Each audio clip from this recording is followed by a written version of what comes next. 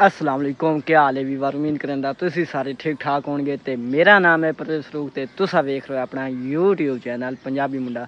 ते सारे भाइयों का वेलकम तुहाडे अपने यूट्यूब चैनल पंजाबी मुंडे दे।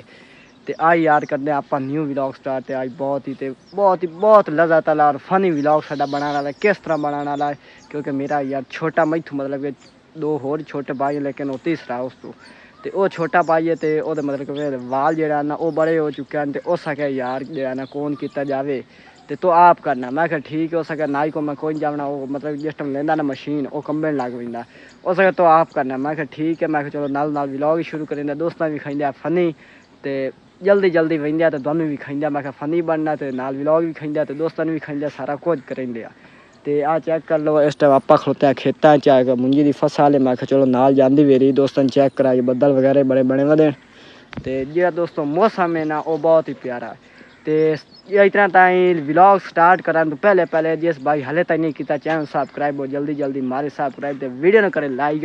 तो अगां वेंदे तुहानूं विखाइंदे किस तरह है बहुत ही लज़त वाली साडी व्लॉग बनना। तो वेंदे जल्दी।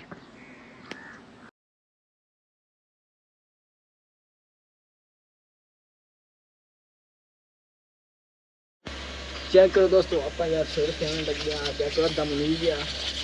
देखा नहीं चेक इतना खलो खेले बेटा अपनी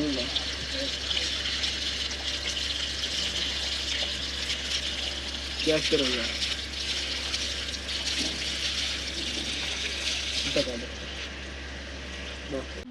चेक करो भाई साहब हूँ तेरा नाम की है। तू कौन बन गया की बन गया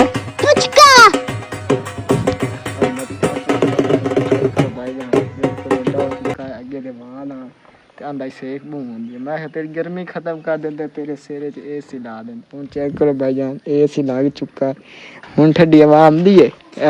यार जी साड़ी बहन से ना वो भी वेखना हैरान हो रही है। वो भी आँदी पई है मेरे सिरे च ए सी ला दो ठंड पहुँची। हूँ ठंड पाई गई है हूँ की वजह सिर लगता करती है पुचका।